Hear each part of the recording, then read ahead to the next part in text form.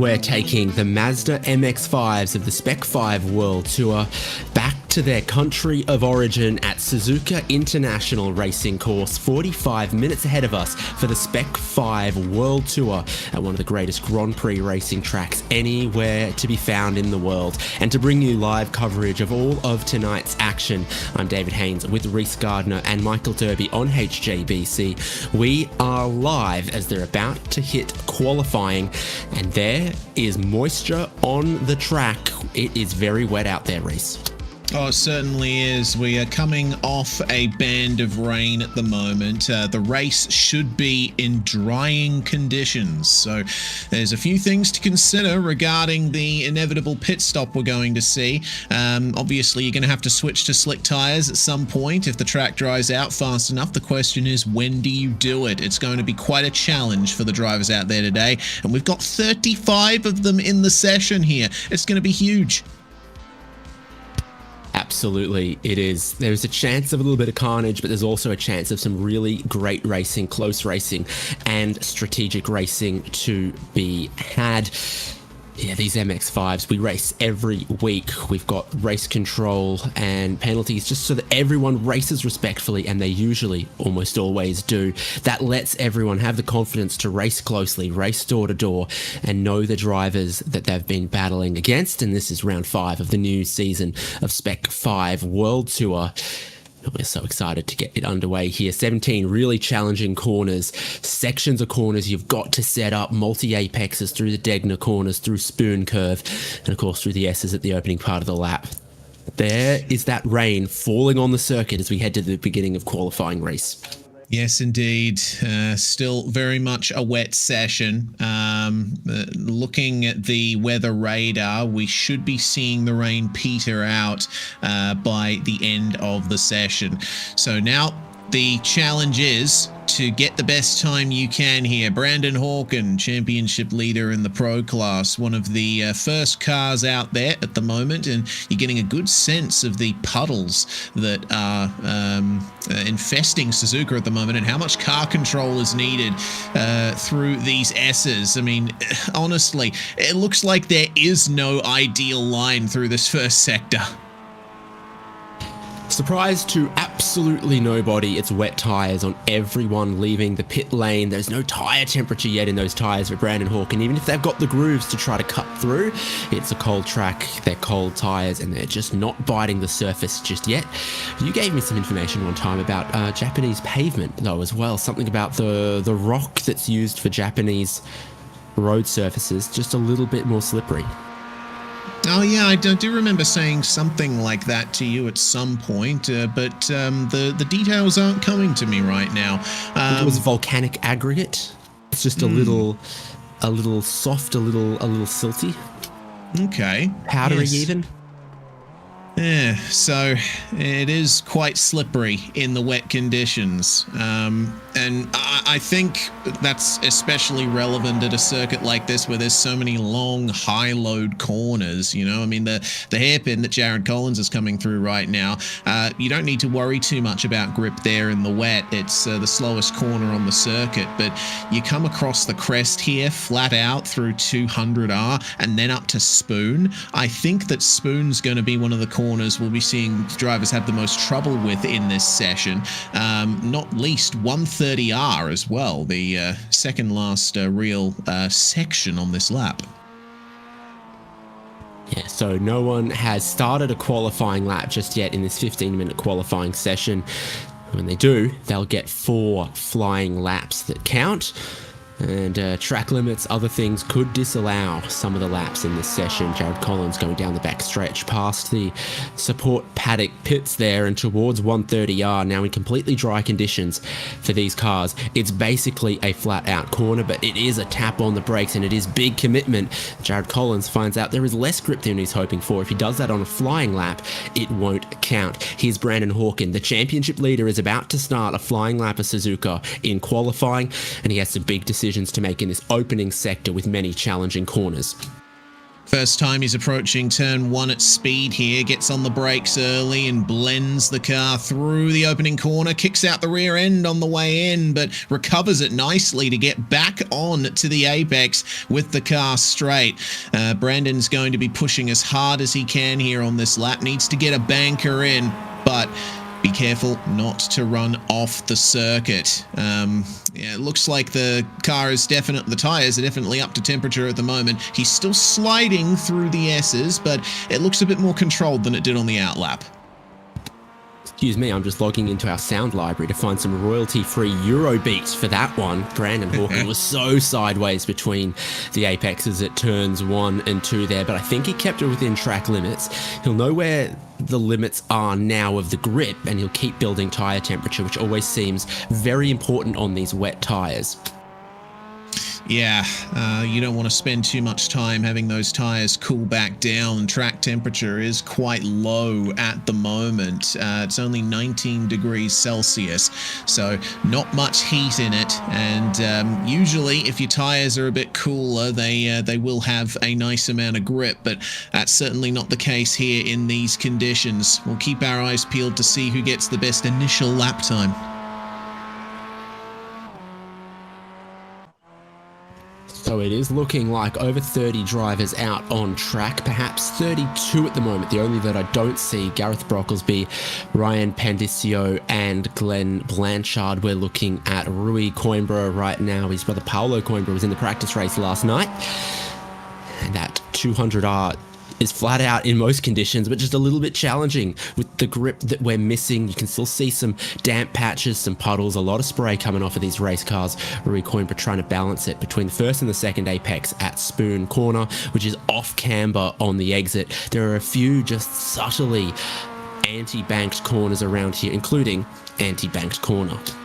Yes, funnily enough. Brandon Hawken making his way to what used to be known as the Casio Triangle, the final chicane on this lap, added in the 1980s and reconfigured a couple of times over the years, keeping it nice and tight to the line at the conclusion of the first lap. There's the finish line, and it looks like a 2-minute 38.0 is the current pace there from Brandon Hawken. Michael Chase gets to almost within 2/10 of that, and we'll be seeing those times filter in steadily as things go on. Ulysses Cruz with a 2-minute 40, Mitchell Peake with a 2:39.4, Jared Collins slots into 4th place on a 2:39.5. Then Michael Coates to P3, also in the 2:38s. It's looking not as close as maybe we were expecting, but I think it's just enough for the drivers to get within a few tenths of each other on a track like this. Here's David Starb through that final chicane, where you want to be careful of the curb on the exit because you're looking to get maximum power through the last corner. Timing line comes up pretty quickly. It's right there. And for David Starb, he's going to go to 14th with a 2:41. I think we'll see very continuous improvement. The rain is letting up. There's lots of cars out on track, and they're also getting that temperature into their tires, finding out where the grip is. Everything points towards continuous improvement across this session. Brandon Hawken remains at the top. Yeah, so the name of the game here is to just commit to your run here and just keep driving. Resetting and going back to the pits probably won't be the way to go here.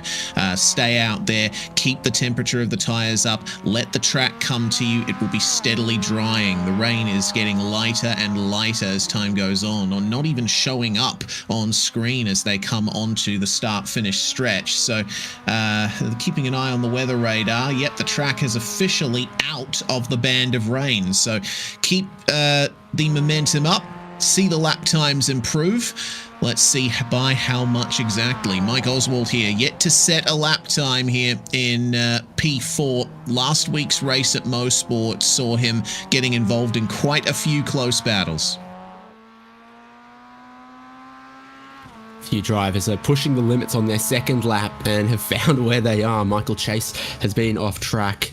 Mitchell Peake spun at turn 2. Mike Oswald goes to 4th place with his first flying lap. He's just a little off cycle to the rest of them because here's Brandon Hawken about to come around to complete his second lap. All I can tell is this probably points towards an improvement. looks nice and smooth.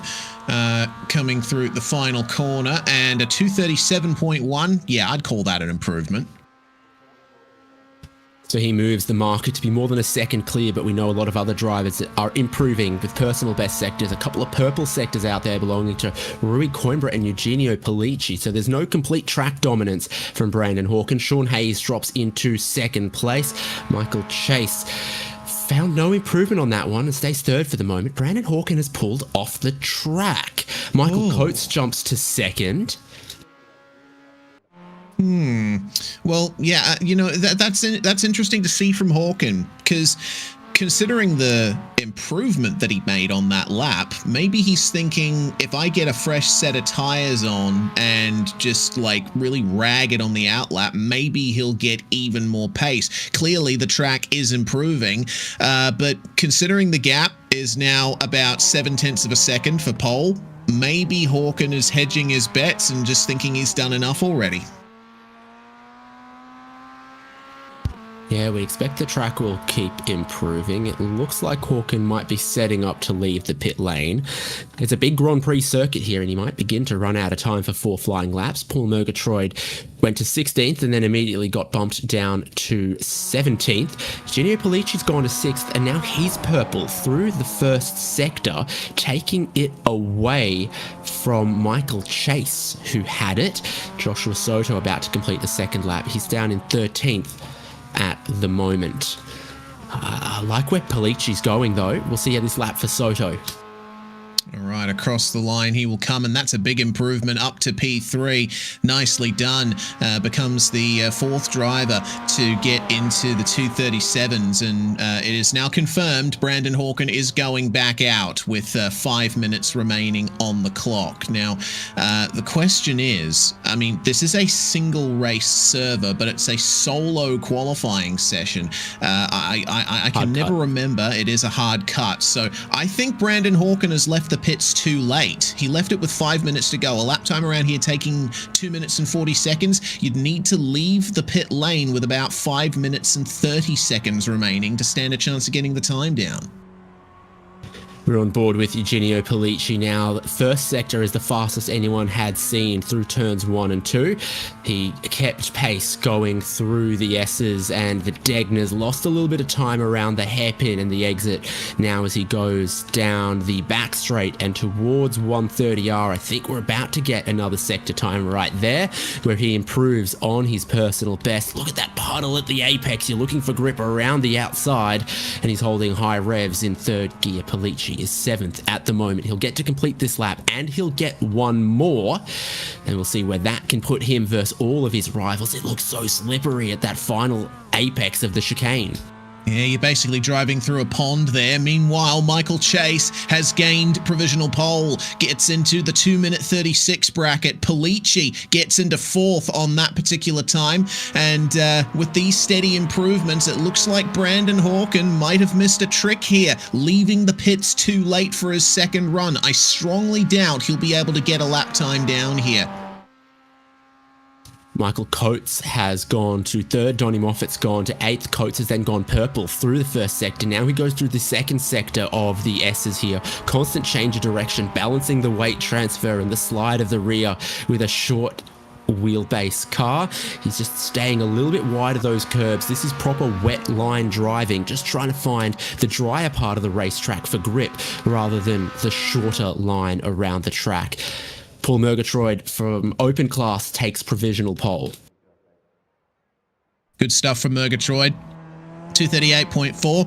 And it looks like about 2/10 back to Peter Rosakis, who is his closest competitor in the Open Class at present. Joshua Soto has had a good run in qualifying so far. We'll see if this is an improvement for him. A 237.7. That is an improvement on lap time, but it doesn't grant him any extra positions. And Brandon Hawken, with 2 minutes and 23 seconds on the clock, comes across the line to start his final hot lap.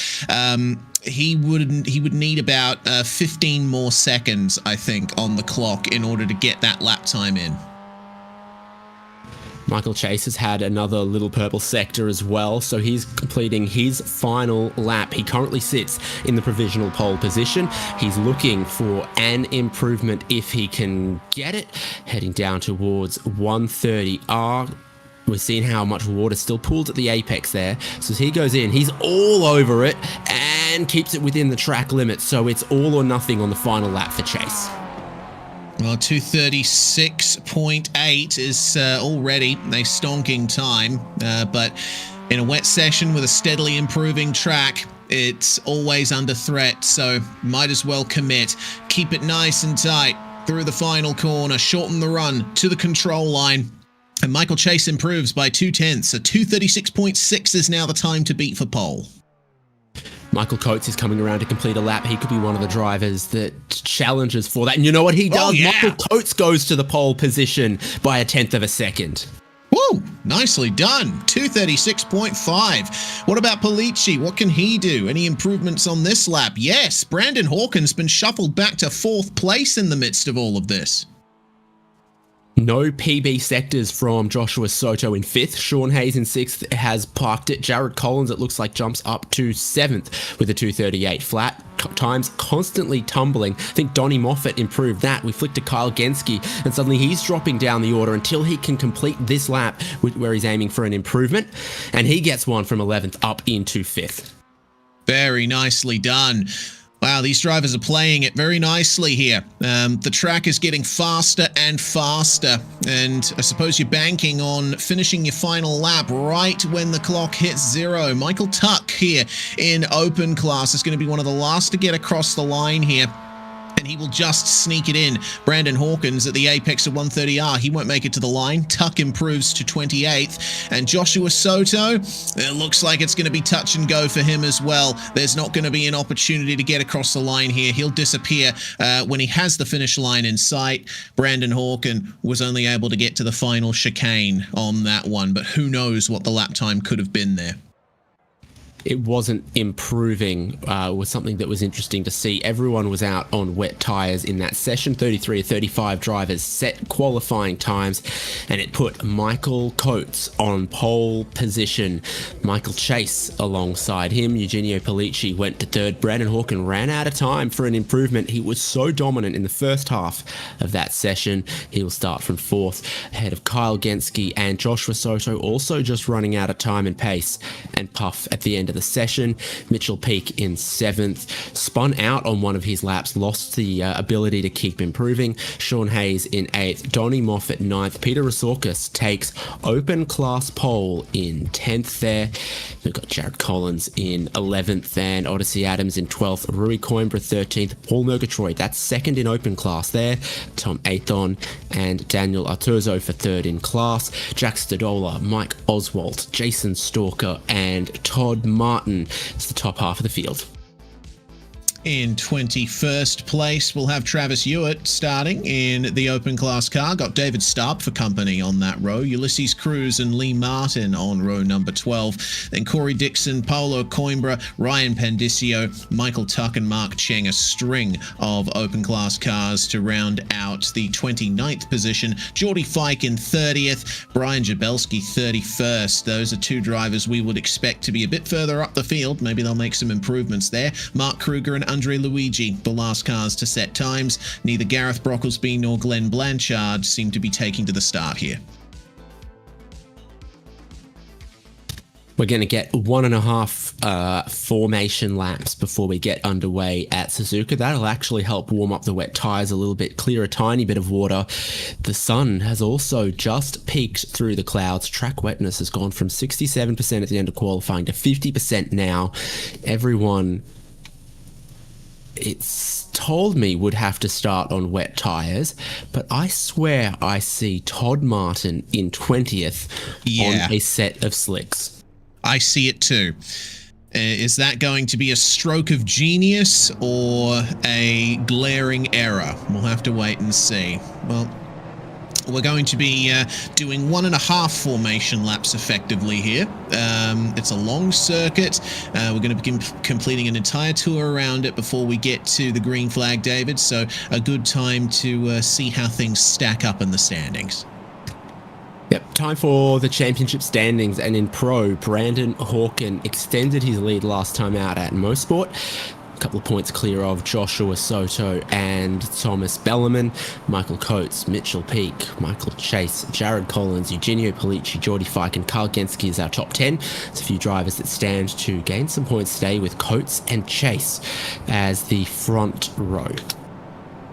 Certainly could be some shuffling around there in the open points after the fourth round of this championship. We'll see the fight continue for Paul Murgatroyd. Mark Kruger within 10 points now of that championship lead, but Jack Stodola is only 2 points further behind that. So it's a tight fight for the overall the lead of open. Seeing some very close fighting between Arthuzo, De Grand and Coimbra there for 7th, 8th and 9th, with Stalker rounding out your top 10. And there's also a championship in line for who's the cleanest driver over the course of the season. Michael Tuck in the lead of the Mr. Clean championship, David. Yep, you're seeing those number of incident points across the 4 completed races. Tuck, Kruger and Chase, and then very close with Brandon Hawken, Jack Stodola, Eugenio Polici, and then Mark Cheng. It says George Fike. I think that's meant to say Geordie Fike. I've probably copied something from the spreadsheet and gotten it wrong. Todd Martin and Michael Coates is the top 10 there, but it's very difficult to catch up to someone in Mr. Clean because you can't have a negative number of incidents to catch them. So that's looking promising for Michael Tuck at the moment, but I feel like with this field and these weather conditions, minimizing your incident points today will be as challenging as ever. Well, it certainly will be. Not only do we have a wet track, but it's also a pretty old school venue is Suzuka. It was built in the 1960s as a test track for Honda and hosted the Formula One Japanese Grand Prix starting in 1987 and has been a fixture of the F1 calendar ever since. It's been reprofiled a few times over the years, particularly in the first sector. Also the Degner corners getting chopped off to make it a couple of hard right-handers. But one thing has remained consistent here at Suzuka. It's the surroundings of the circuit. It was built in what used to be rice fields, and there's grass and gravel lining the racetrack almost everywhere. A few tarmac runoffs to speak of, but they're only really at turn 1 and at Spoon. Now got the amusement park on the other side of the front straight. They've got a big Ferris wheel, but it's not as big as TechnoStar at the World Expo 1985 in Tsukuba, Japan, when they built the world's largest Ferris wheel and the world's largest Ferris wheel to that point. And then they took it down. There you go. I'm on Todd Martin watch here right now, trying to work out, just based on what I'm seeing, is it true that he's trying to start this race on a set of slick tyres? Yeah, and is that intentional? I'm sure he's aware of it by now. The iRacing automated spotter will tell you what tyre you're on if you're on what they consider the wrong tyre for the conditions. But it remains to be seen what kind of grip he's going to be able to get from those slicks. We only really have a read on the pace of the wet tyres on this track, unsurprisingly. That says dry tyres for Todd Martin, and he's the only one. We look like we still don't have Brocklesby or Blanchard, who didn't qualify on the grid. So it looks like 33 drivers, 32 of them on the wet tyres, including your front row Coates and Chase.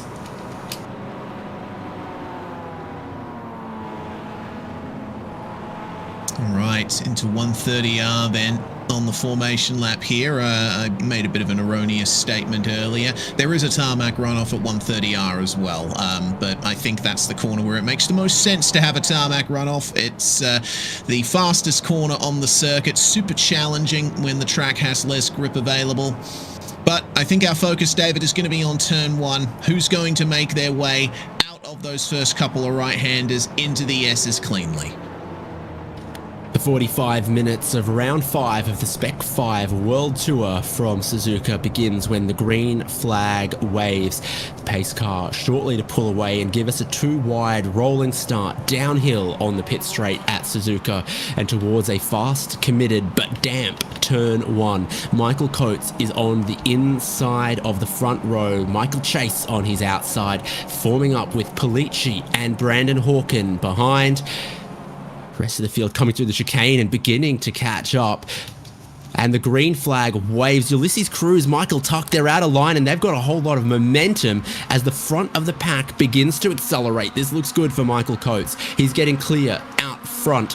Michael Chase has been caught out a little bit. Brandon Hawkins swaps to the inside line, touches a little bit of the curb and sweeps through into second place. Those curbs look wet and dangerous. You want to stay off them for the moment.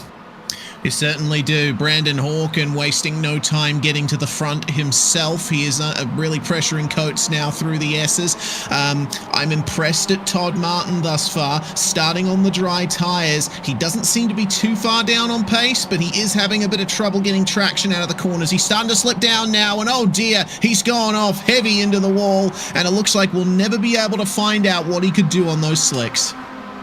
I worry we did find out what it was possible to do on those slicks right there. Michael Coates still leading Brandon Hawken up 2 spots already on this opening lap. He's flying as we go into the first Degner, applying pressure to Michael Coates, and that's a really valuable thing to do in these conditions. It's so slippery, so easy to make a mistake. When there's pressure on you, you overrun the braking zones. You're too eager to open up the throttle on the exit, and maybe you cut a little bit too much of the wet curbs. Joshua Soto also with a great race start up into 4th. We look at Mitchell Peak in behind Kyle Genske as they go into the hairpin. Where's the grip here in this banked but wide corner? Definitely not. Yeah, definitely not on the outside. Michael Coates ran deep and Hawken just stuck to the inside line and duly took the lead from there. We'll get a quick replay to see how he got it done. It was an all right exit from Degner 2 there for Michael Coates, but when they come up to the braking zone, you'll see Coates run a bit wide on the exit. This is a strange corner, this hairpin. It's wider on the exit than it is on entry. You clearly see the number 213 going deep there, and Brandon Hawken just getting smoothly on the power to move by. Heading towards 130R for the first time on lap 1, Brandon Hawken leads our string of MX-5s. Ooh, I see just behind Tom Athon, that must be Artuzo and Oswalt going side by side to 130R. Oswalt down the inside is going to get a position. That is so brave on the first lap. Yeah, tyres are still very cold, so you need to take good care through those high-load corners. But Oswalt finding a good amount of confidence here, and it looks like he might make up another spot here with a great exit out of the final chicane. Tom Athon going to be in trouble here down the start-finish straight. Leave space to the right for Oswalt to move through. We'll see if the move ends up being clean in the end, because this is such a fast first corner. In an F1 car, you're basically just coasting through this corner at nearly 300 kilometers per hour. In an MX-5, it is a little bit more difficult to do that. But regardless, the position made up there for Mike Oswalt as Collins and Murgatroyd were trading places ahead. Rui Coimbra potentially will see that Cheetos car alongside him. If you're really brave, you can even keep your DRS open through turn 1 here at Suzuka. Wouldn't recommend it. No. Look, neither. Looking again at Resorkis, at Adams going side by side through the Dunlop left-hander. Oh, where do you want to be approaching the Degners? Short run here for Resorkis. I think he's going to have his nose in front and he'll be able to claim that. Jared Collins will be able to claim that one. Brandon Hawken out to a 1-second lead on Michael Chase. Joshua Soto closing in on Michael Chase for a podium spot. Approaching the hairpin once again. Seems to be a bit of water pooling in some places here. Yeah, but those puddles will surely stay there, at least for a while, because you know, the thicker water, you stand the chance of aquaplaning. You want to avoid it, and so when the dry line starts to form, they won't be driving over those puddles, even as the track continues to dry. I think any really sopping wet area of the track is going to stay that way for the whole race. Out of Spoon. We'll see what Soto can do, one of a few drivers to be making up good positions in this race, but the hardest charger so far is Andre Luigi. The number 43 is up 11 places to 22nd, quite an impressive run. Quite a colourful car. We're side by side for the podium position, heading towards 130R. That's Chase on the inside, just dropping back as Joshua Soto with a better exit off Spoon comes through and into third place. Oh, but then he runs a little bit wide. He gets caught in the puddle and he loses it. Just got the curb and then he just couldn't get out of the rut. Yeah, the curbs here at Suzuka are interesting. They have that red and white striped sawtooth nature to them, but there's little strips of green concrete just behind the curbs, and they're at a lower elevation than the back of the curb is. So you put a wheel beyond the curb. It can be difficult to actually get out of that rut, as you say. It is effectively a rut. Side by side for Sean Hayes heading down in towards turn 1, battling with Mitchell Peak. And then, oh, there's going to be just a tiny touch between them. They get away with it on the inside. Hayes just has to roll out of the throttle. Peak keeps the position. Odyssey Adams is going to get alongside into the quick left-hander here. Tough to complete the move because the track immediately chicanes back to the right. But Adams is going to try to keep alongside, going into the left-hander. Where's the grip in the anti-banked corner, the long right-hander here? You've seen drivers sometimes be able to go around the outside there in wet conditions, particularly if Hayes has a massive wobble like that. Rosorka and Collins battling side by side behind. This is great racing at a great track, and these are challenging conditions. Yeah, this is exactly what we expected from Suzuka. It's a favourite of drivers around the world, and for very good reason. This is going to be interesting here for Rosorkas. Oh, almost up the inside at Degner 1, but that's not usually a corner you see passing at, and you only need to look at it to see the reason why. Meanwhile, looks like that's Mike Oswald falling behind Murgatroyd there. Evidently a problem out of the Degners. Oswald had a big snap trying to battle, put all Murgatroyd there. Traction in the wet conditions is so critical. Murgatroyd now lights them up a little bit. And you see Hewitt and Athon just behind that. Brandon Hawken has a nearly 2.5 second lead to this battle. Michael Coates, Michael Chase and Joshua Soto. We go on board with Soto in 4th place. He nearly had that 3rd place about a lap ago and then lost it late apex at Spoon. Straight in the car. That seems to work well for him. But Coates and Chase have figured it out too. Not much power these MX-5s have, but it's enough power to get the rear end sliding out of Spoon in wet conditions. This is perhaps the most hustle you're going to be seeing in terms of driving style for these cars. Just correcting the steering ever so slightly through 130R, balancing it on the edge of grip, and then hoping that the anti-lock braking system will help you into these hard braking zones. That's a nice line through the chicane there for Michael Chase. He's going to get the run on Coates. Yeah, Coates got in deep, had to just keep correcting it to each apex. Michael Chase tucked the nose underneath, got a good drive off the exit and gets into 2nd place. 3 wide with Sean Hayes and Jared Collins back there, as well as we have a new order in the podium spots at the end of this lap. Jared Collins has got no momentum. He's out of line. That's Peter Rosorkas now alongside him, and then splitting it. 3 wide comes Rui Coimbra. Jared Collins in the middle. Coimbra backs out of it very, very cleverly. Yeah, he thought about it, didn't he? But realized that wasn't going to be a good idea being on the inside of turn 1, 3 wide in the wet. So he'll stand more chances to get by Rosorkas here. Let's see how the lines through the S's work out. Bit of a breakaway then forming there for Sean Hayes, Odyssey Adams and Jared Collins. And Rosorkas just manages to cover Rui Coimbra there. But Paul Murgatroyd and Mike Oswald are right there to take advantage. Also got to think about Travis Hewitt and Tom Athon at the back of this pack. They're trailing a little, but any side-by-side is going to bring them back into contention.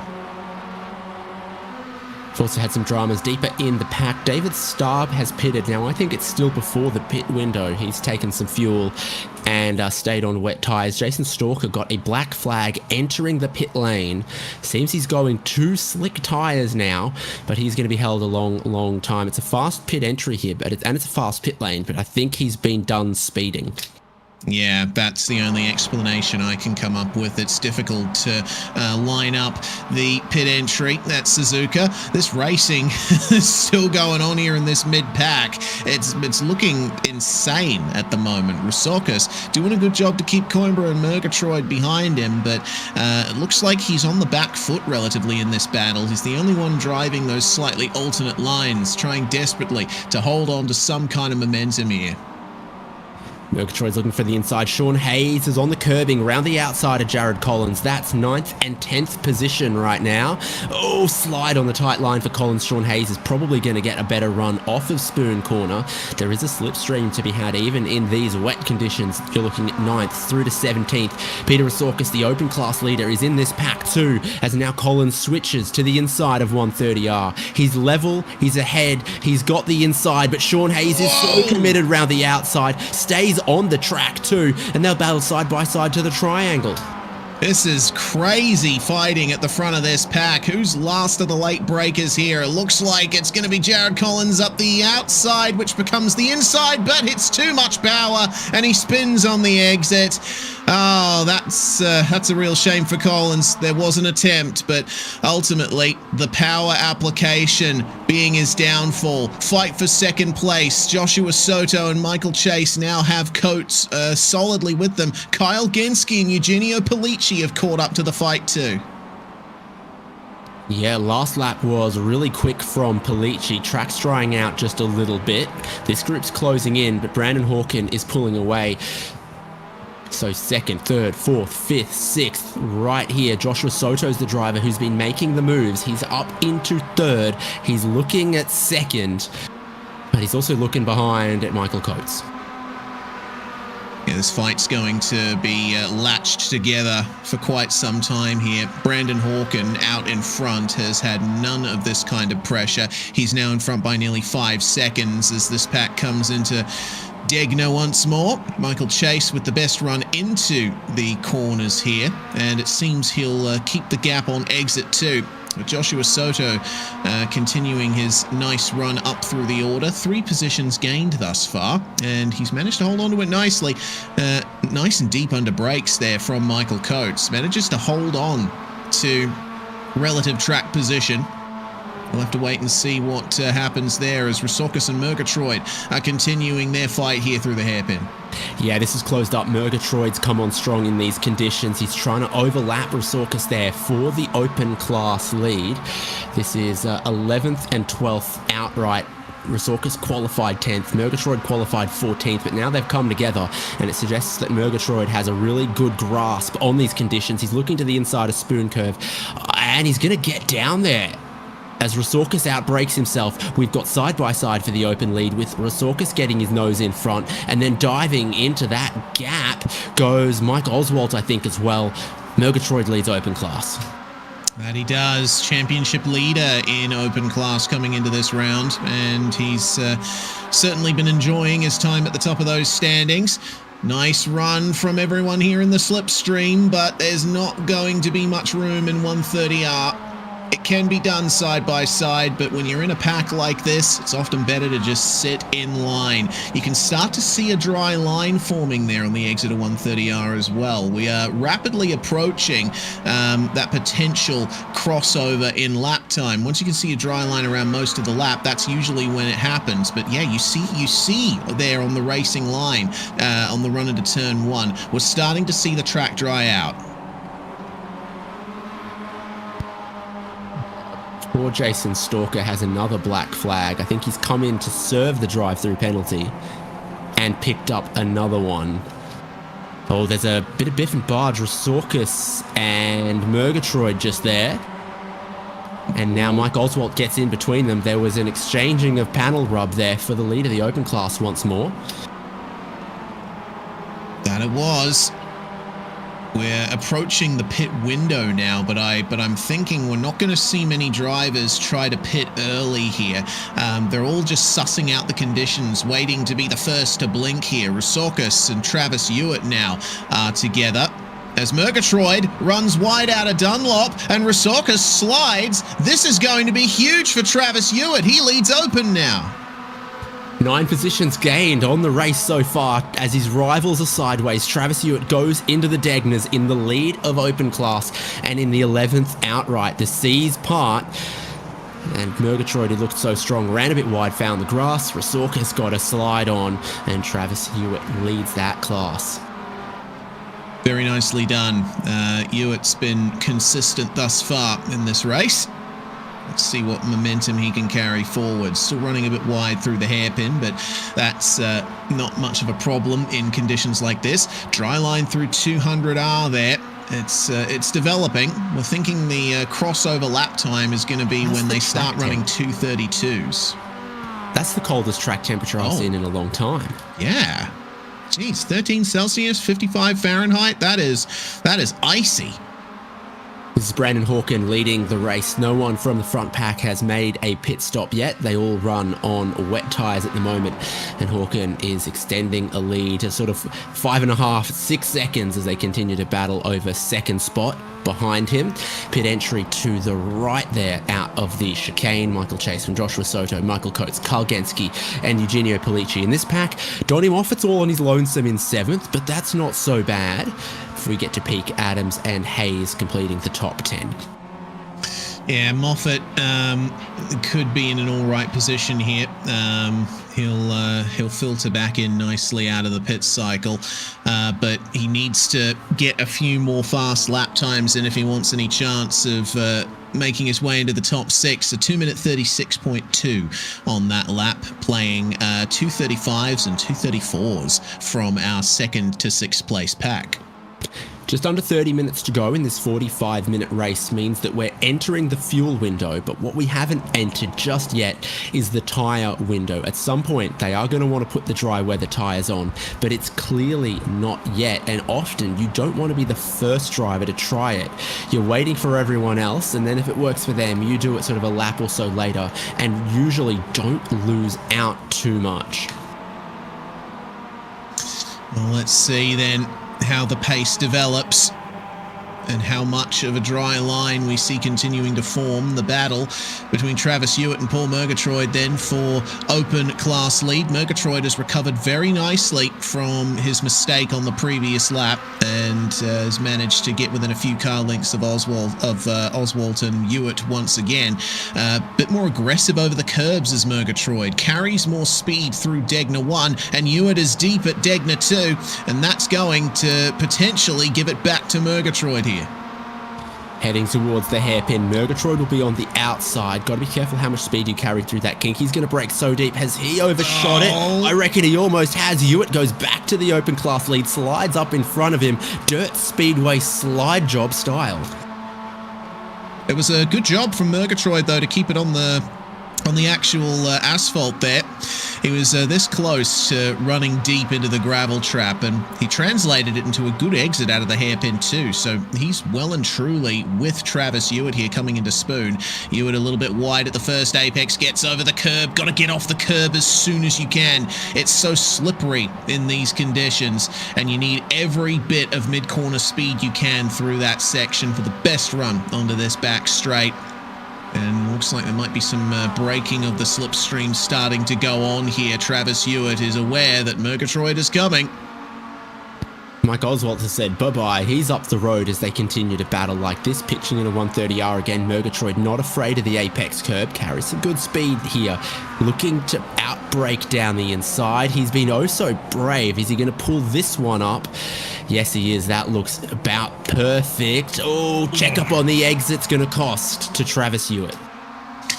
Yeah, that's going to be Rui Coimbra with better drive out of the chicane, but wider line onto the front straight. Briefly loses out, but he's got the slipstream of Murgatroyd to contend with here. Does he dare try around the outside of turn 1? That is the question.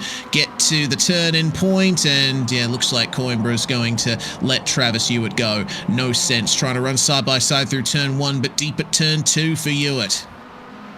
He brings it back to kind of a late apex and just about gets away with it. Seeing a dry line form down the pit straight, seeing just a tiny hint of a dry line there in the change of direction. And officially, from a 67% track wetness in qualifying to 50% at the start of the race, it's down to 33%. One more notch on that dial, and I think it's dry tyres. Those are what you're going to be needing to be on at the end of the race, but we just haven't reached their usefulness yet. Not quite. Yeah, we're looking for lap times to get down to about 2 minutes and 32 seconds before it's really viable to go on the dry tyres. Dry line through both of the Degners, though.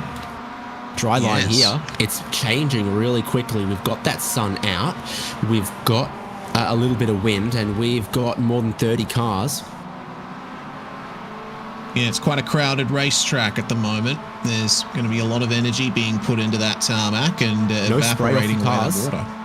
No spray off the cars as they exited there. A little bit here through 200R, but there are many corners where there's no spray coming off the tyres. And I think if someone was brave enough, they could almost make it work. Mark Kruger was brave. He's just gone onto slick tyres. Jason Stalker's been on slicks for a while, but he's been through pit lane 3 times with many, many penalties. Hasn't quite worked out what the Japanese speed limit is. And there's Mark Kruger on his slick tyres. Yeah. Maybe not yet. The challenge is to get the temperature into them. Yeah, and with a track temperature of only 13 degrees Celsius, that's quite the task. You'd probably be suffering for 2, maybe 3 laps in this kind of condition if you were to put slick tyres on now. No surprise to see that none of our front runners are deciding to go for it. They'll be staying on these wet tyres as long as they possibly can. Today's forecast 18 degrees to 31 in Perth, WA, so no chance of road outside your house getting down to 12.8, I wouldn't think. No. But this race so far has utterly belonged to Brandon Hawken. He's walked out from 4th on the grid to the race lead to an 8.5 second lead before we get to any of the pit phase whatsoever. It's been close in this group, 2nd, 3rd, 4th and 5th. Eugenio Polici just dropped back a little bit on the last lap. Donnie Moffat also got a slowdown penalty, probably from cutting the chicane at the end of the lap. So those teammates in 6th and 7th not having a great lap last time. And then Odyssey Adams, Mitchell Peake and Sean Hayes 8th, 9th, 10th. Paul Murgatroyd still leads open class, but that thing is not a sealed deal because Murgatroyd, Travis Hewitt, Ulysses Cruz and Peter Resorkis are all in the same pack, just 3 seconds apart from each other, your top 4 in open class. It's going to be a solid fight, and no one is immune from mistakes. Coming out of the pits there is Mike Oswald, and he's decided to go for slick tyres as well. David Starb, who stayed on wet tyres, just drives around him at turn 1. This is going to be interesting. Every driver we've seen go onto slicks so far has not had a good time of it on the outlap. Can Oswald change that tune? He needs to forget that Starb's there. Starb's on wet tyres. He needs to not look at that. He just needs to look at the track with the dry part and just wait a lap and a half, and eventually when those dry tyres fire up, they will give him an advantage, but he needs to not worry about everyone else's pace for a lap or 2. Yeah, just focus on getting those tyres up to temperature. That's all he can do from this stage. Enough of a dry line in certain sectors of the circuit that he'll be able to keep the pace up, but these heavy braking zones into the Degners will often be the killer. He seems to be making his way around all right, but we'll have to wait a few more minutes to see what his lap times are, and that'll give us a clue to what everyone else is going to do. Brandon Hawken, the race leader's going past pit entry. And he's got no need to pit too early because he's got that time to react a lap later or 2 laps later. No one is going to pull a 9-second undercut on him with cold, dry tyres on this track. So he has all of the flexibility to just watch and wait what happens in this group behind. Michael Chase still in 2nd, Joshua Soto in 3rd, Eugenio Polici catching back up again, but Donnie Moffat from 7th is going to pit, and this has got to be a dry tyres play for the 720. Yeah, pit stops thus far have run the gamut from 24 seconds all the way down to 14 seconds for David Starb. Let's see. Takes 23, 24 to change 4 tyres, though. Yeah, indeed it does. David Starr obviously didn't change tyres when he went into the pits. So Moffat and Coimbra both in the lane here. And no surprise to see that all 4 tyres are being changed for Moffat. I'm expecting the same for Coimbra. We're running up to the tyre change time now. And Moffat gets away with a 22.5-second stop. That's pretty quick. Yeah, it certainly is. Did you notice that the headlights actually just went off all the cars? Yeah. Now, when it's raining, the headlights come on. They just come off, so clearly it's not raining. Look at that dry line all the way down the front straight as a bunch of other drivers are going to slick tyres. Coimbra's going to come out behind Mike Oswalt. Donnie Moffat's come out ahead of Mike Oswalt. Full tyre change going on for the rest. So Oswalt, I think, is the first driver we're going to see a representative dry tyre lap time from. He's had his out lap. He started his first flying lap on those tyres that are designed for a dry track, and if the track is ready for them, he's going to be the first to take advantage of it. He's catching up to Starb. Yeah. Get out of my head, Reese Gardner. Get out of my head. Oh, man. Looking like the pace is good for Oswald at the moment. And, yeah, you're right. The track has dried up enough now that I think slick tyres are the way to go now. This is when you have to make your stop and change them. Problem is now for Oswald, he's faster than Starb, but the pass isn't presenting itself. No, not yet. It's not. The benefit that you get is you're faster in a straight line. I think the Starb almost going to let him go here. I think he is. Well, that was simpler than I expected, but yeah, it's something that we don't often consider wet versus dry tyres is the rolling resistance. Wet tyres obviously have more rolling resistance than dry tyres do, and so your straight line speed tends to suffer, all conditions being the same.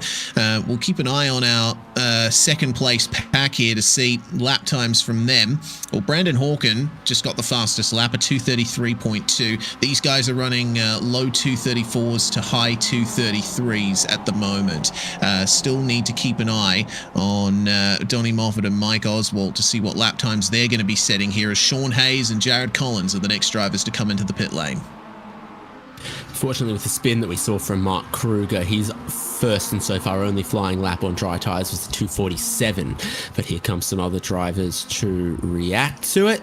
Eventually, one side of the car's going to go up. Tell me that yeah, there we go. Sean Hayes' car's getting some service done eventually. Is Tom Athon's? No. Interesting. No black flag to his name from what I can see. Athon's gone fuel only, kept the wet tyres on, but it's not... I'm not seeing how that's quite going to be a viable strategy. Well, there we go, as Mike Oswalt comes up on Athon coming out of the pits here. Oswalt now has the fastest lap, 2:32.3. So by a whole second. Yeah, and it is better from here. It's time. It's time. Get into the pits and get on dry tyres. You must do it. Oswalt will have a nice undercut, actually, I think, as a result of this. He'll be gaining time hand over fist over the drivers he was racing before he came into pit lane.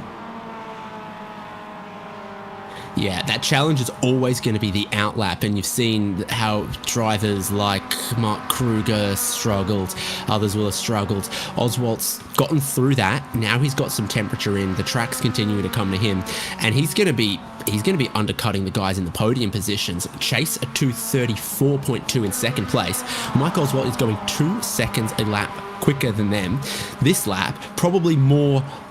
The last lap, probably more this lap, and it'll just keep becoming a bigger and bigger gulf if Hawken, Chase, Soto, Coates don't pit soon. Yeah, could be the move of the race for Mike Oswalt there to come into the pits when he did. It's worked out very nicely for him. Does anyone go into the lane? Hawkins coming in. The question is, does the second place pack follow him in? We'll be seeing them emerge here. It doesn't look like all of them have. It appears only Michael Chase and Eugenio Pollicci have. Yeah, for Soto, Coates and Genski, based on the numbers we're seeing, this could be a little bit of a mistake. Brandon Hawken, it just goes from good to better for him as he's in the lane and getting the dry tyres on. These guys are all sort of hidden behind the tree at the ritzy end of the pit lane. That's for the drivers who qualified well. Down the exit end, and here's another flurry of cars. No one stayed out from this pack of Peak, Adams, Murgatroyd, Hewitt, Cruz, Rosorkis. Daniel Artuzo comes in. So for the open class battle, where are these guys going to be compared to Paulo Coimbra, who stayed on wet tyres? That's not ideal for Paulo. Michael Chase will emerge out of pit lane first out of these drivers. Polici not too far behind. There's some synchronized tyre changing going on for these drivers. Get a load of Hewitt. Yep, look at that. Oh, and get a load of this, side by side, exiting the pit lane right here for Odyssey Adams and Mitchell Peak. Tom Athon and Jared Collins at speed, coming down towards turn 1 behind them. Travis Hewitt got some heat, at least into his rear tyres, as he laid 11sies down in the pit lane. Mitchell Peak wins, and he holds 9th place at the moment. How's the temperature for Hewitt? Well, he's behind Rui Coimbra, who's gone to slicks, Jared Collins, who's gone to slicks, and I think I'm seeing Adams and Athon. Oh, Mitchell Peak's had a problem. Oh no! Slide in the S's, and he's in the gravel trap at, that's not anti-bank corner, that's the right-hander before it. Oh, he just caught the puddle there on the inside line. And, you know, that's not on the loaded part of the car at that point, but it's still enough of a loss of grip that you have big problems there, and it's very easy for the car to snap on cold tyres. Brandon Hawken is pitted. This is the drivers in the top 3. Joshua Soto, Michael Coates and Kyle Genske still on their starting wet tyres. Surely looking to pit this time. Tom Athon, who stayed on wets, has just been absolutely mugged by 4 cars. But as we head towards pit entry at the end of this one, you're looking at the only 3 drivers that haven't pitted yet at Suzuka. The pace for Mike Oswald is absolutely astounding. He's the first driver into the 229s as this pack surely comes into pit lane. They do indeed. And that will be the entire field having come in for their stop. But not all of them going for slick tyres. The highest driver that stayed on wets appears to be Odyssey Adams, at least on my timing, showing that he's got wet tyres on. Yeah, odd though, because it's showing him as a 23-second stop, which is enough time for a 4-tyre change. At the straight line pace, I reckon will tell us. Rui Coimbra behind him is about to... fresh wets, yeah, maybe. Absolutely blast by him in the straight line. Slick tyres for Coates, Genske and Soto. Brandon Hawken is already back into the lead of the race. This has worked out for Mike Oswald because he's been undercutting guys by 4 seconds, 5 seconds a lap. And how's the temperature for Chase Coates there as he tried to warm them up? Michael Chase with the lap more temperature goes around the outside of them. So Chase's pit stop timing has worked out pretty well. He'll have heaps more temperature now. He might be able to blast away from these guys. Yeah, a 1-lap undercut is worth a lot on a cold track. You see the gravel being thrown up from various off-track excursions there through the S's. The dry line is there and it's steadily widening, but now that introduces another risk factor here. You're basically driving on railway tracks at this point. You're trying to keep on that dry line because you go beyond it on the slicks, there's going to be nothing saving you from aquaplaning. It couldn't be going better for Brandon Hawken, who has a 15-second race lead. Michael Chase, Joshua Soto, and Michael Coates have all come through the pit lane with Chase in second and Soto in third. Leading open class now is Travis Hewitt, but he's alongside Odyssey Adams on the wet tyres as they go into Degner. Looks like Sean Hayes has also stayed on wet tyres for Travis Hewitt in the 11th position. That's actually pretty promising that he seems to have the right tyres for the conditions compared to the 2 cars behind him. And then Ulysses Cruz, second in class, Paul Murgatroyd, third in class. Yes, Murgatroyd through the pit cycle there. 32.5 second stop. That is uncharacteristically long there for Murgatroyd. Resorcus, meanwhile, working his way past Daniel Arthuzo there. More regular looking pit stop times for them.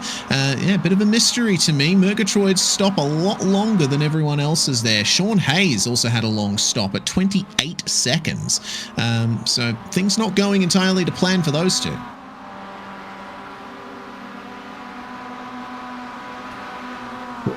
Coimbra, I think, has just dropped back behind Odyssey Adams again, and then eventually we'll see that correct itself. Big dry line through 130R. Doesn't seem to have a whole lot of speed difference, one tyre compound to the other. The gang is getting back together in second, third, fourth, fifth, sixth and seventh place. Donnie Moffat's undercut has caught him back up to this group. So he pitted 2 laps earlier than Michael Chase, 3 laps earlier than Joshua Soto. Went to slicks, now he's ahead of his teammate and he's flying. Looking good for Donnie Moffat. 227.9 on the previous lap, which is quite good from him, but it looks like Paul Murgatroyd has just gone to the fastest lap. He's the first driver in the 226s now. The pace is dropping fast.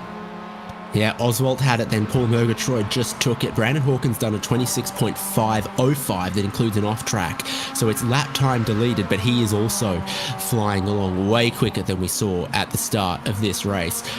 Michael Chase leaps across the curb. Joshua Soto coming under some pressure from Michael Coates here. Carl Genski also getting the temperature into his tyres, but I still think Donnie Moffat back there's got more temperature, more confidence, and he is catching onto this group as well. Anyone could be on the podium, but Brandon Hawken is walking away with an ever-growing race lead. This is as dominant as a performance as I've seen in a long time from Spec-5 World Tour. Yeah, indeed. It's shades of season before last, where we had the Brazilians come in for a few guest drives and absolutely wipe the floor with the rest of the field. Michael Chase then with the lead in this battle out of Spoon. Joshua Soto with a couple of technical issues there as he makes his way out of the corner. Keeping an eye on Michael Coates there in the green machine.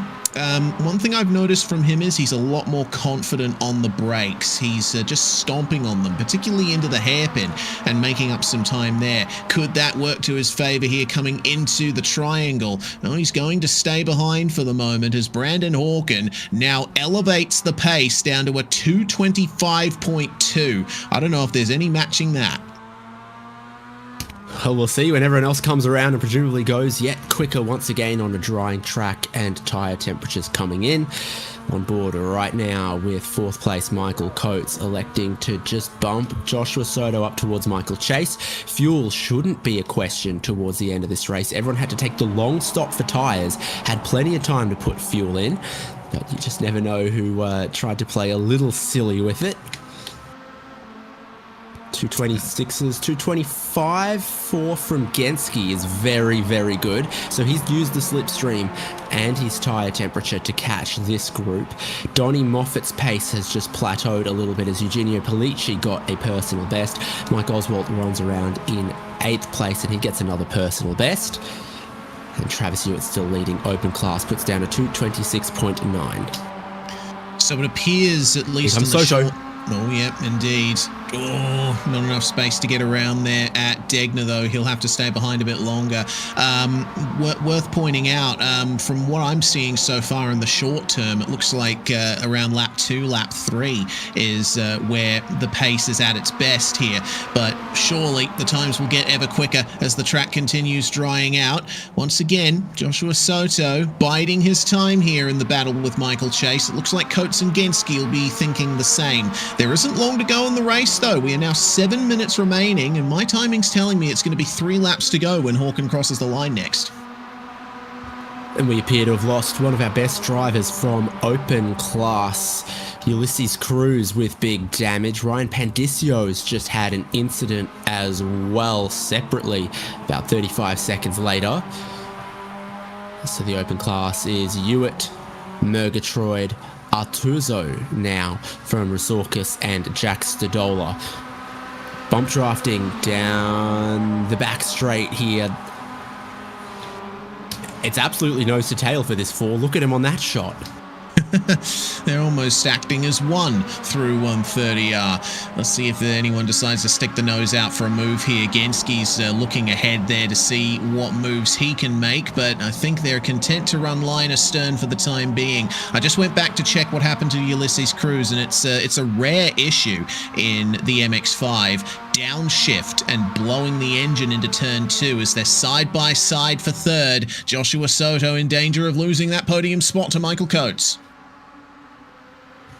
Carl Genski will look to push one of them. Oh, and they just arrive in the corner before he can do that. So it's side by side for third place. On the inside goes Michael Coates. Is that where the grip is now in these changeable conditions? Soto stays alongside. Great for Michael Chase, who just runs the racing line, sees them battling behind him, touching a couple of the little puddles, but they've built enough tyre temperature now to be able to survive that. Brandon Hawken leads by 20 seconds ahead of this fist fight. Yeah, he's lapping 1.5 seconds faster than the drivers in this pack. I think that's the real value of being alone on track here. Like Suzuka, notorious in Formula One at least for being a track that's sometimes hard to pass on. So many long and flowing corners, it can become difficult to follow closely behind another car and set up a pass. Evidently, we're looking at roughly the same here in this pack of MX-5s. Well, they should be able to throw a couple of moves at the hairpin here. Once again, see Michael Coates making up a little bit of time under brakes there versus Chase, and he's carried that momentum nicely out of the hairpin.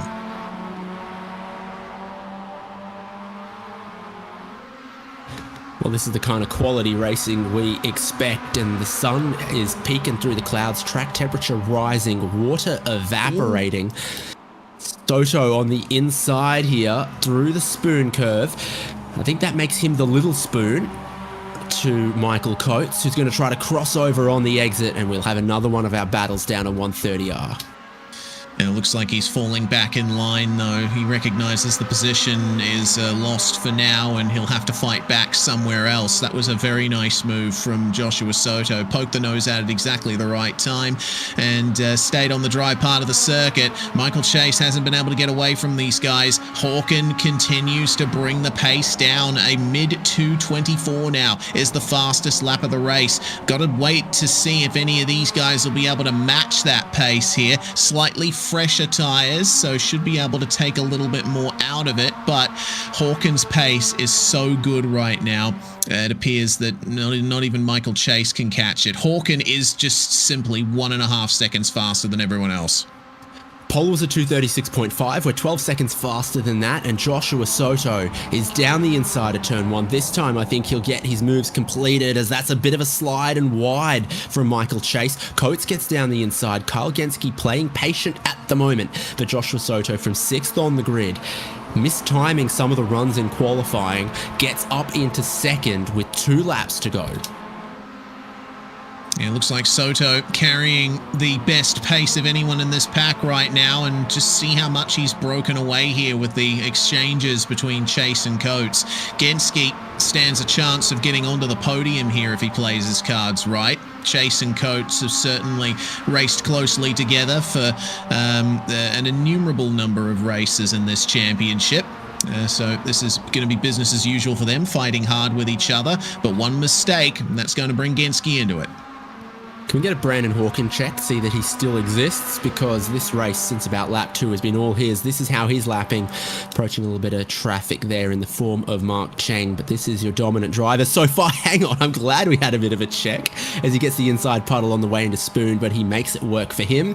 He's going to be coming to the white flag soon, and behind him, Joshua Soto, Michael Chase, with Coates and Genski side by side. I think Genski's picked this as his moment. Looks like it. Going to be up the inside for Spoon. That's a big wiggle there from Michael Coates, and Genski very wisely backing out of it there. Didn't want to exacerbate that. So looks like 130R is going to be the way to go for him.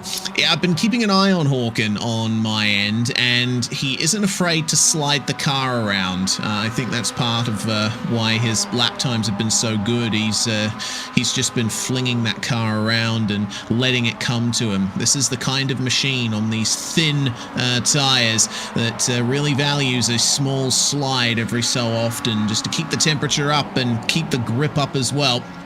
White flag is out. Brandon Hawken, a 224.4 there, and he's in the lead by nearly 22.5 seconds presently.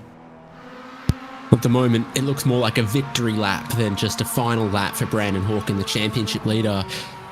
Well placed to extend it. What will happen behind here? Soto breaking the toe, drags Michael Chase over to one side. Michael Coates gets a bump from Kyle Genski, so they're going to be side by side heading into one. Around the outside, bravely from Coates, carries heaps of speed, and then does end up in that second place. Tiny rub of panels between Chase and Genski for third and fourth. Joshua Soto's got a couple of car lengths in his back pocket for the moment as Genski tries to force the issue here, puts Coates into a puddle and wide, and Genski's looking for fourth, but they touch again.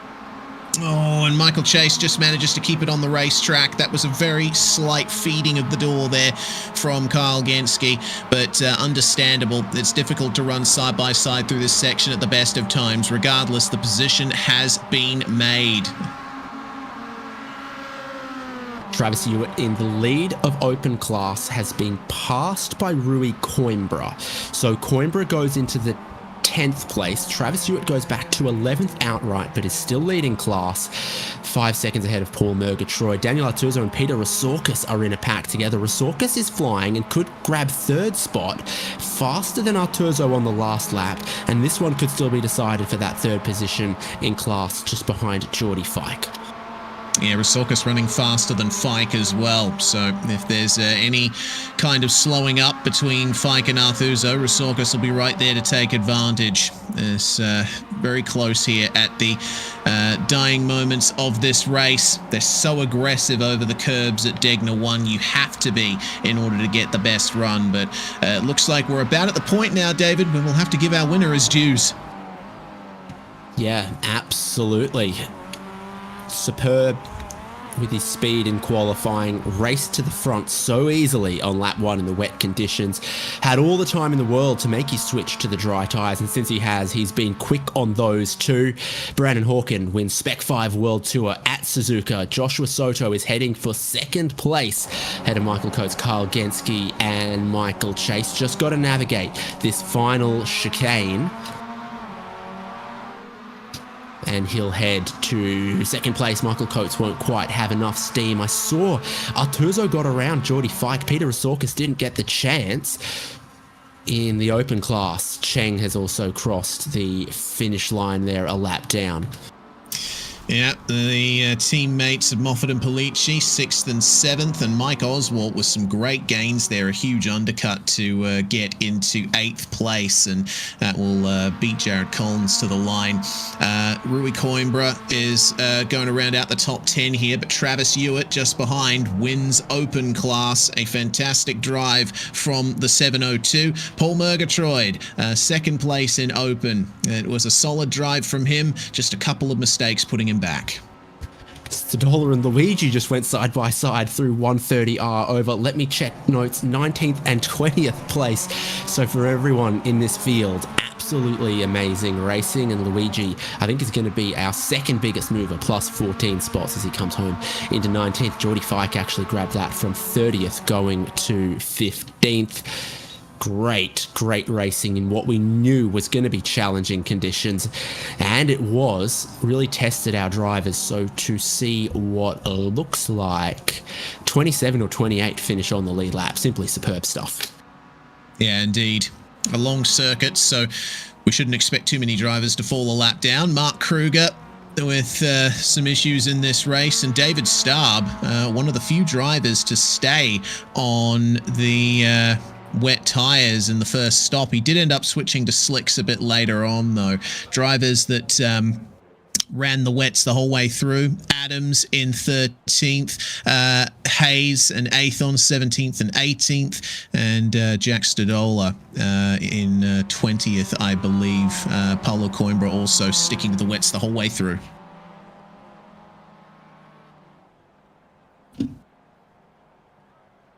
What a race it was. Brandon Hawken wins from Joshua Soto and Michael Coates. That's our podium. Carl Genske and Michael Chase just behind them in that pack. Teammates Moffat and Polici, with Moffat still finishing ahead. They picked up a little bit of pace right towards the end. And then Mike Oswalt, Jared Collins and Rui Coimbra was the top 10. Big charge from Travis Hewitt to take the open class victory from 21st on the grid to 11th, ahead of Paul Murgatroyd there in 12th. It's Odyssey Adams in 13th, stayed on the wet tyres and managed to just hold off a late charge from Daniel Artuso, Geordie Fike and Peter Resorkis. Sean Hayes, Tom Athon, Andre Luigi and Jack Stadola as the top 20. Brian Chabelski in 21st, Lee Martin in 22nd, and Michael Tuck, Corey Dixon, Mark Kruger, David Starb, and Paulo Coimbra was the last driver on the lead lap. Ryan Pandicio and Mark Cheng finished a lap down.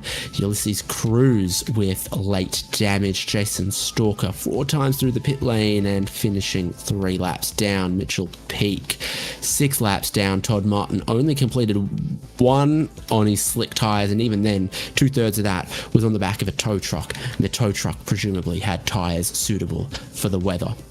Gareth Brocklesby and Glenn Blanchard didn't start the race, and what a spicy katsu curry that one was.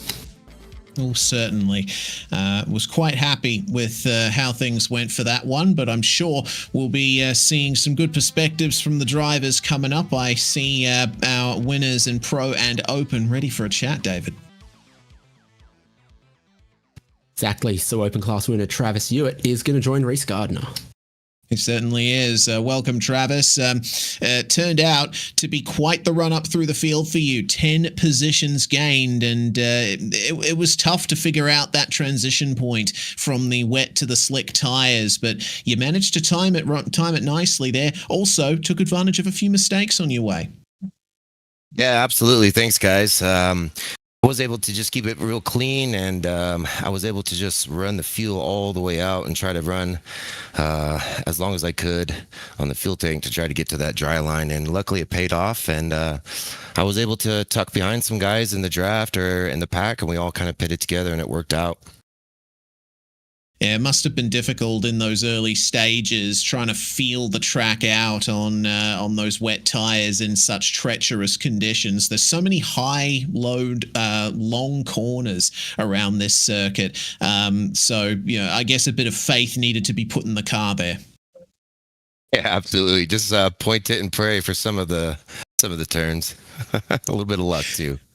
Yeah, indeed. Well, that's going to be good for your championship here. Murgatroyd was leading by just 2 points on the way into this round, and surely there's going to be some jiggling around there. Do you think you'll be able to carry this momentum through to the future rounds, or did the conditions just smile on you today in particular?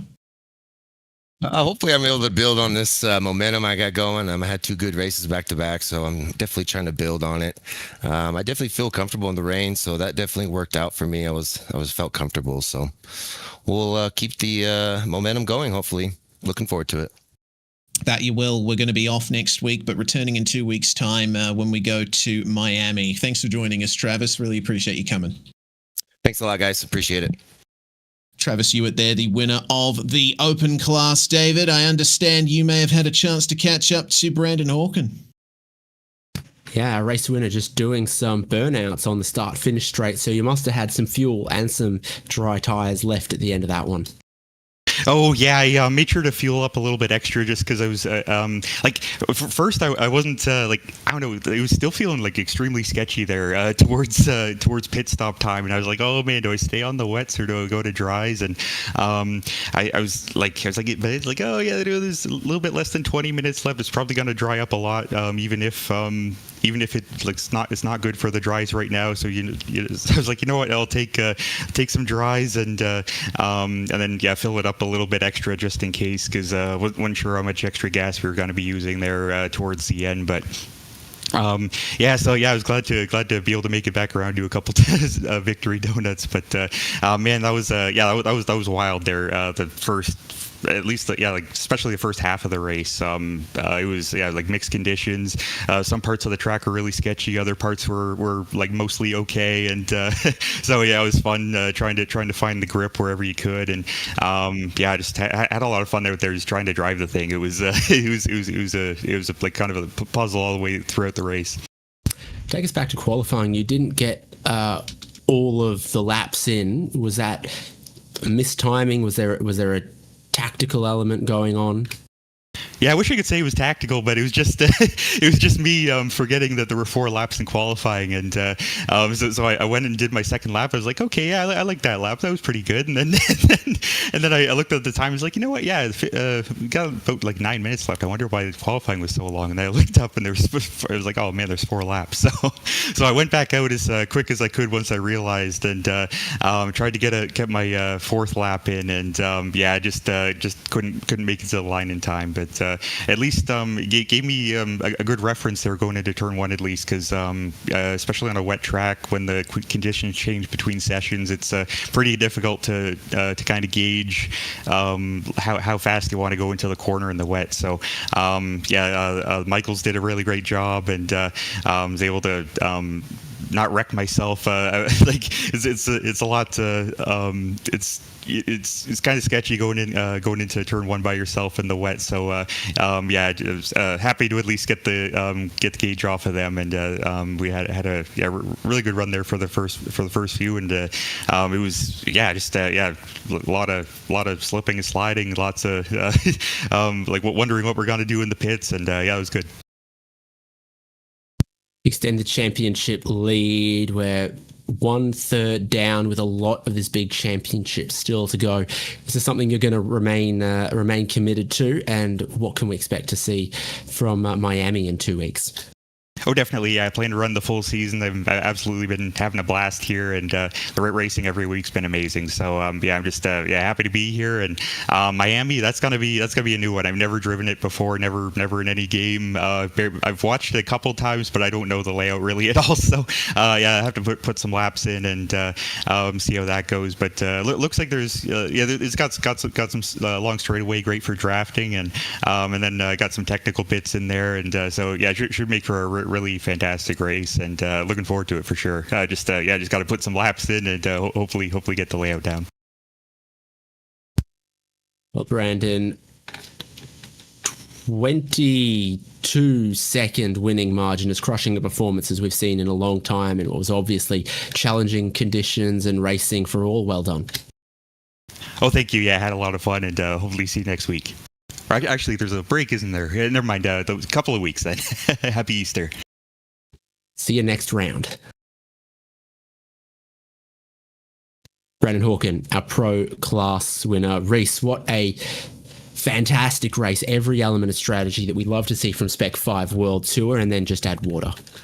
Yeah, absolutely. Fantastic race. That was really entertaining. A little bit sad that we won't be having a race next week, but it's going to be a nice refresh because we'll be coming back to the Miami International Autodrome in 2 weeks' time. That's certainly going to be a fun one. Another Formula One circuit playing host to this championship. And while it doesn't quite have the elevation change that Suzuka has, certainly shares a few attributes, particularly a series of fast S-bends. So we'll see how the drivers handle that.